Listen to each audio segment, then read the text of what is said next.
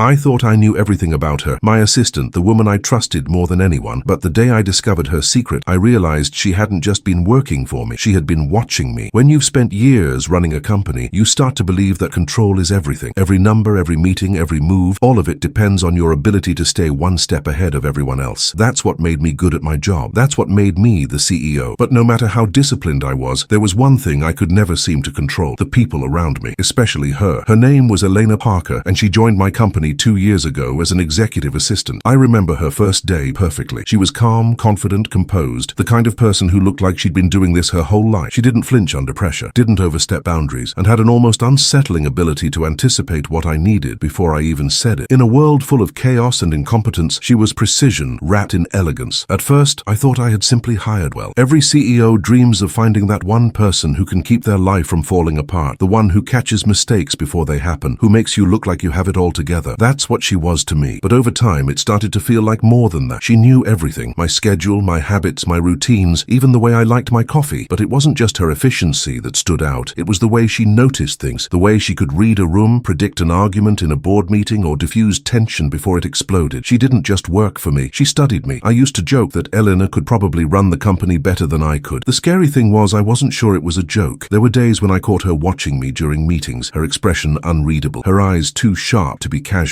I'd ask if everything was fine, and she'd smile, that small, polite smile that told you nothing and hid everything. She never talked much about her personal life. No family photos on her desk, no mentions of friends, not even a social media presence, which felt almost impossible these days. She existed only inside the walls of the company, like she belonged to it. And for a while, I didn't care. I was too busy letting her efficiency make my life easier. She kept everything running perfectly. Emails answered, calls managed, problems handled before they reached me. Until one day she didn't. It was a Tuesday. Ordinary, unremarkable. I came into the office at 7:30 a.m., like always, and noticed something unusual. My office door was already unlocked. The lights were on. I walked in and froze. Elena was sitting at my desk. My laptop was open in front of her, and she was typing something fast. She didn't notice me at first, and in that brief moment, I watched her. Her posture straight, her focus absolute, her hands moving like she knew exactly what she was looking for. When she finally realized I was there, she didn't jump or panic. She just closed the laptop and stood up slowly. Her expression was calm, too calm. I asked what she was doing, and she said she had been updating my schedule. But something about her tone, too smooth, too controlled, didn't sit right. After she left the room, I opened the laptop. My calendar was untouched. My inbox was open, and there was an email in the drafts folder, addressed to someone named A. Walker. It wasn't finished, but what I saw was enough to make my stomach drop. He still doesn't suspect anything. The file is almost complete. I remember staring at the screen, unable to breathe. My assistant, the person I trusted more than anyone, was writing about me. The next few days were a blur of disbelief. I tried to rationalize it, to come up with explanations that made sense. Maybe it was a mistake. Maybe he was someone else. Maybe this wasn't what it looked like. But the more I paid attention, the more the cracks began to show. Elena was always on her phone, but never in a distracted way, and more like someone reporting in. She left the office at odd times, sometimes during important meetings, and returned without explanation. Her composure, once admirable, now felt rehearsed. I started to notice the files she handled most often: reports that contained sensitive financial data, private communications with investors, legal documents, things that could destroy the company if they ever left this building. It wasn't paranoia anymore. It was evidence. I installed a security tracker on her company laptop. I told myself it was just to protect corporate data, but I knew what I was really doing, watching her the way she had been watching me. 3 days later, I had what I needed. She had been copying files from our internal servers to an encrypted folder under her own credentials: contracts, client lists, internal memos, and a series of confidential reports marked private CEO only. My reports. The same ones that contained information about upcoming mergers that hadn't yet been made public. Information that, in the wrong hands, could ruin us. That night, I stayed in my office long after everyone left, staring at the evidence on my screen. I wanted to confront her immediately, to demand answers, but something inside me told me to wait. If Elena Parker was lying to me, I needed to know why. The next morning, she walked in as if nothing had happened. Calm, polished, professional. She handed me my coffee, reminded me of my afternoon meetings, and moved through her day with the same quiet precision as always. I kept watching her, trying to see through the mask, and for the first time, I noticed something I had missed before: the way she carried tension in her shoulders, the faint exhaustion behind her perfect posture. She wasn't just organized, she was burdened. And then came the moment that changed everything. Late that evening, as I was leaving, I saw her through the glass walls of her office. She was on the phone, her voice low, her expression sharper than I'd ever seen. I couldn't hear everything, but I caught one phrase clearly: "He's starting to suspect." Then she hung up, quickly shut her computer, and left the building. I stood there in the hallway, frozen, realizing that whatever this was, it went deeper than betrayal. I thought she was working for me, but it was starting to look like she was working against me. That night, I didn't sleep. I went over every interaction we'd ever had, every detail that hadn't made sense, the empty past, the secrecy, the absence of mistakes. Eleanor Parker wasn't just a perfect assistant. She was something else entirely, and by the time I came to that realization, it was already too late to undo what she had started. I've always believed that truth reveals itself in patterns, small inconsistencies that don't seem important until you connect them. With Elena, those patterns began to multiply. After that night, I couldn't look at her the same way. Every time she walked into my office, I felt the air change. She smiled the same way, spoke the same way, and handled everything flawlessly. But it wasn't flawless anymore. It was too perfect. Every word felt measured. Every gesture was calculated. The feeling of control I had always prized began to slip away. She was still my assistant, but somehow I felt like her subject. I needed proof, not just suspicion. So I did something I had never done before. I used my own company's surveillance system for myself. It was nearly midnight when I accessed the security logs. I scrolled through days of recordings until I found what I was looking for. Elena, alone in my office, 3 nights in a row. She would come in around 10 p.m. when the cleaning staff had gone and leave just before dawn. Each time she carried a small black flash drive. I played one of the clips in slow motion. She wasn't stealing, not in the clumsy way a thief does. She was scanning documents, reading them, taking notes. There was precision in every movement, no hesitation, no panic. It was methodical, professional. I'd seen that kind of focus before, but not in an assistant, in an investigator. The next morning I tried to act normal. She walked in, placed a folder on my desk and asked if I wanted coffee. Her tone was steady. She didn't know I had seen the footage. For the first time, I looked at her differently, not as an employee, not even as a betrayer, but as an enemy. I noticed things I had never paid attention to before. How she never left her phone unattended, how her work bag always stayed zipped, how she avoided personal conversations like landmines. Who was she? By lunchtime, I had convinced myself of one thing. Elena wasn't just working for someone else, she was trained to. So I made a decision. If she was watching me, I would watch her back. That evening, I followed her. I waited until she left the office, her posture perfect as always, her steps quick and certain. I stayed far enough behind not to be noticed. My car lights dimmed, my mind racing. She didn't go home. She drove across the city to a quiet neighborhood. Too quiet. She parked near a coffee shop that was already closed and walked down a narrow alleyway. I parked at the corner and got out, careful not to make a sound. She stopped at a door without a sign and entered with a key. That was when I realized just how deep this went. The next day, I confronted the company's IT director. I told him to run a deep trace on Elena's email activity, external access, and device connections. He hesitated, said it could be ethically questionable. I told him to do it anyway. Within hours, the results came in. Her work email was clean, too clean. No errors, no deleted drafts, no browser history. She had wiped everything, every day. But there was one anomaly. Her laptop had connected multiple times to an external network registered under a private security agency. When I saw the name, my stomach turned. Falcon Intelligence. It was a firm that specialized in corporate investigations, the kind hired by boards, governments, and law firms to expose financial corruption. I had heard the name before. A few years back, one of their operations had taken down a competitor of mine. I stared at the screen, the pieces falling into place like shards of glass. Elena Parker hadn't been my assistant. She had been planted. The betrayal hit harder than I expected. Not because I hadn't seen it coming. Deep down I had. But because I couldn't stop thinking about why. Had I done something wrong? Was someone coming after me? Was I being investigated for something I didn't even know I'd done? I couldn't tell if I was the target or the threat. That night I went home and poured myself a drink. I sat in the dark, staring at the city skyline, remembering every interaction I'd ever had with her, every compliment, every moment of trust. Every time she had stood by my side in meetings, protecting me, managing crises. It had all been an illusion, and the worst part was, she had done it so well that I couldn't even be angry, only impressed. I confronted her the next morning. I didn't accuse her right away, I just watched her. I told her to cancel my meetings. She nodded. I asked her about the Falcon network. She froze for half a second, just enough for me to notice. Then she smiled, that same practiced smile. I don't know what you mean, she said softly, but I did. I told her I wanted her laptop. She handed it over without hesitation. That was the moment I realized I wasn't the only one playing a game. She wanted me to find out. After she left, I checked the device. Empty again, completely wiped and factory reset. But this time I found something new, a hidden folder buried deep in the system logs. Inside, there was one document, no title, just a single line. Check your father's offshore accounts. My blood ran cold. I hadn't spoken about my father in years. He had died a decade ago. His name wasn't connected to the company in any official record, but there were rumors, whispers of old business deals, of money hidden in places I'd spent years pretending didn't exist. How could she have known? That night I couldn't stay in my apartment. I drove aimlessly through the city until I ended up at the docks, staring at the reflection of the skyline in the water. My thoughts spiraled. Maybe Elena hadn't come for me. Maybe she had come for the truth, one I didn't even know was mine. If what she had written was true, then my entire empire, the company I had spent my life building, might have been founded on a lie that didn't belong to me, but to the man whose shadow I had been living under, and she had been sent to uncover it. The next morning, I walked into the office early. Elena's desk was empty, her badge, her computer, her files gone. Security said she had resigned overnight, effective immediately. She had vanished, but in her place there was a sealed envelope on my desk. No name, no logo, just a small note written in her neat handwriting. "You'll find what you're looking for in Zurich." There was no signature, no explanation, just coordinates scribbled at the bottom, and that was the moment I understood. My assistant hadn't betrayed me. She had exposed me, not to destroy me, but to force me to see what I had been too blind to face. That night I booked a flight, not because I wanted revenge, because I needed to know the truth about my father, about the company, about myself, and maybe about her. The flight to Zurich felt longer than it should have, maybe because I spent the entire time replaying everything, every conversation, every subtle look, every moment of silence that I had once ignored. I used to think silence was harmless, but now I knew better. Silence hides what words can't. When the plane landed, the air was colder than I expected. The city looked sterile and quiet, the kind of place where secrets go to sleep under layers of order and precision. I didn't know what I was looking for exactly, just coordinates scribbled on a piece of paper left by the woman who had dismantled my life with surgical precision. The coordinates led me to a small private bank near the river. Old building, discreet entrance, marble floors that absorbed sound, the kind of place where money and guilt lived side by side. I gave the clerk the code written in Elena's note. She looked at me for a moment too long, then nodded and disappeared into the back. When she returned, she was carrying a slim black folder. My name was embossed on the cover. Inside were financial statements, decades old, and a single photo. My father, standing next to a man I didn't recognize. They were shaking hands over a table filled with contracts, and beneath that a seal, Falcon Intelligence, the same agency Elena had worked for. I felt something in my chest tighten. I flipped through the documents, offshore accounts, fake company names, transfers hidden through subsidiaries. My father hadn't built his wealth cleanly. He had laundered government funds through shell corporations and funneled them into what would later become my company. All my success, all the power. The empire I had defended with everything I had, it was never legitimate to begin with. I had inherited a lie, and Elena had known it before I did. I sat in the lobby of that bank for a long time, the folder heavy in my hands. My father had always told me that legacy was about power, about control, about dominance. He never mentioned truth, maybe because he didn't believe in it. When I finally stepped outside, the wind hit my face like ice. I walked along the water, past the quiet cafes and watch stores, until I found a bench overlooking the river. For the first time in years, I felt small, human. Everything Eleanor had done, the deception, the infiltration, the betrayal, it all made sense now. She wasn't there to destroy me. She was there to give me the one thing no one else ever had, the truth. She hadn't been a spy. She had been a messenger. I thought about the way she always seemed sad when I complimented her work, the way she watched me in silence during meetings. She must have seen it all, the arrogance, the blindness, the belief that I was untouchable, and yet she stayed long enough to show me that the walls I'd built around myself were made of paper. She didn't expose me to the world. She exposed me to myself. That night I couldn't sleep. I opened the folder again in the hotel room, studying the records under the dim light. At the very bottom, hidden among the older documents, I found something else, a letter, handwritten. You were never supposed to inherit his sins, but you did. Not because you wanted to, but because you never questioned what you were given. I wasn't sent to destroy you, Jonathan. I was sent to free you. Now you have a choice. Protect what's left of the lie, or build something true from what remains. EP, her initials. I sat there for hours, the letter trembling in my hand. For the first time, the weight of my success felt unbearable. Every decision I had made, every late night at the office, every deal, all of it had been built on a foundation of corruption, and she had handed me the key to dismantle it. The next morning, I walked into the Zurich branch of my company's European office and called an emergency board meeting. I showed them the documents, every account, every transaction, every detail my father had buried. The room went silent. I told them that from that day forward, we would rebuild, not on secrecy but on transparency, that we would disclose the corruption, clean the books, and take whatever damage came with it. They looked at me like I had lost my mind. Maybe I had, but I had also found something worth losing it for: redemption. I expected backlash, lawsuits, maybe even ruin, but what I didn't expect was how liberating it felt. For the first time in my life, I wasn't defending an illusion. I was standing in the truth. 2 months later, the story broke publicly. CEO exposes father's offshore empire, pledges full cooperation with authorities. The headlines called me brave. Some called me stupid, but for the first time, I didn't care what they said. The empire my father had built was collapsing, and I was letting it, because sometimes destruction is the only path to renewal. I sold my shares, stepped down for good, and disappeared from the public eye. I moved to a small house outside the city, traded my suits for silence, and started writing again. Not reports, but reflections. That's when I heard from her. A postcard. No return address, no signature, just a single line written in her perfect handwriting. Now you finally see. I still don't know where she went. Maybe she returned to whatever agency she came from. Maybe she vanished entirely. But I think about her often, not with anger or resentment, but with gratitude. She walked into my life pretending to work for me, but in the end, she did something no one else ever had. She made me face the truth about who I was and who I wasn't. She wasn't my assistant. She was my reckoning. Sometimes, late at night, I wonder if she knew how much much she changed me. If she ever thinks about the man who once believed he could control everything and who finally learned that truth doesn't need control, it just needs courage, and she gave me that. Now, when I look back on everything, I don't feel shame anymore. I feel clarity, because the day I discovered who she really was wasn't the day I lost everything. It was the day I finally found myself.